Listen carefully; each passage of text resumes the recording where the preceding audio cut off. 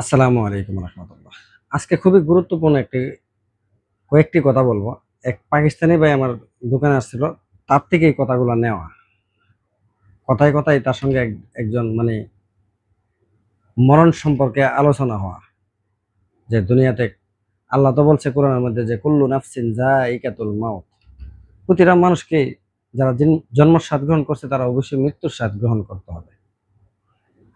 এটাই বাস্তব। এটা আমি আজকে যে কথাটা বলবো, হিন্দু, বৌদ্ধ, খ্রিস্টান, আপনি যে ধর্মই হন না কেন, আপনাকে কিন্তু মৃত্যুর স্বাদ গ্রহণ করতে হবে, এটা কিন্তু সবাই মানে। পাকিস্তানের মধ্যে একটা ঘটনা ঘটছে, সে বলতেছে যে একটা লোক, সে 3 তলা থেকে নিচে পড়ে যায়। 3 তলা থেকে কাজ করা অবস্থায় সে উপর থেকে নিচে পড়ে যায়।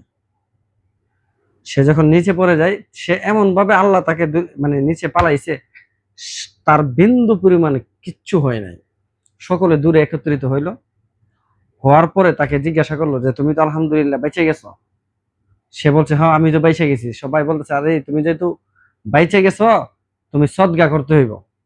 আমাদের বাংলা ভাষায় যাবো সদগা, সদগা সদগা করার জন্য বলতেছে। সে বলতেছে হ্যাঁ ঠিকই তো বলছো তোমরা, যে এত বড় 3 তলা উপর থেকে আমি পড়লাম, তারপরও আল্লাহ আমাকে বাঁচাইলো, অবশ্যই আমি সদগা করব। এখন কি করতে পারো? এখন আমাদেরকে মিষ্টি খাওয়াও। সবাই ধরলো না একাত্তর ভাবে। সেও বলল যে এত উপর থেকে আমি পড়ে গেলাম, কিন্তু আমার কিচ্ছুই হইল না। তাহলে আল্লাহ আমাকে বাঁচাইছে, আসলে আমি তাদেরকে কিছু খাওয়ানোর দরকার বা কিছু দোয়া নেওয়ার দরকার, সদকা দেওয়ার জন্য দরকার। যখন কাজের সবাই তাকে বলতেছে যে দেখো ভাই, তুমি এত উপর দিকে পড়ছো, এখন তুমি আমাদেরকে কিছু খাওয়াবে, কি খাইতে চাও? তারা বলতেছে ওই দেখো রাস্তার ওই পারে মিষ্টির দোকানটা। আসলে যে জায়গাতে পড়ছিল ওর ওই পারে, রাস্তার এই পাড়ার ওই পারে মিষ্টির দোকানও ছিল। আল্লাহর কি লীলা খেলা বোঝেন। সে যে এই উপর থেকে পড়ার পরে বাঁচার পরে সে যে খুশিতে, যে আল্লাহ আমাকে বাঁচাইছে, আমার তো একটা ট্যাঙ্গও ভাঙতে পারতো, হাতও ভাঙতে পারতো, কোনো কিচ্ছুই হয় নাই আমার, আল্লাহ পাক আমাকে বাঁচাইছে।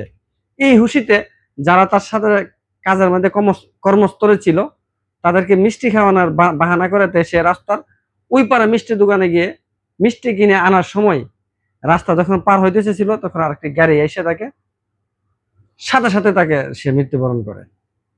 এটা হলো দুনিয়া। এই দুনিয়া থেকে আপনি যে কোনো টাইমে যেতে হবে, এটাই কথা। এই পাকিস্তানি ভাইয়ের কথাটা শুনে আমার খুবই ভালো লাগলো। লাগার কারণে আমি আপনাদের সঙ্গে কথাটা বললাম, যে আসলেই প্রতিটা মানুষ মৃত্যুর স্বাদ অবশ্যই অবশ্যই গ্রহণ করতে হবে, আপনি যে কোনো ধর্মেরই হন না কেন।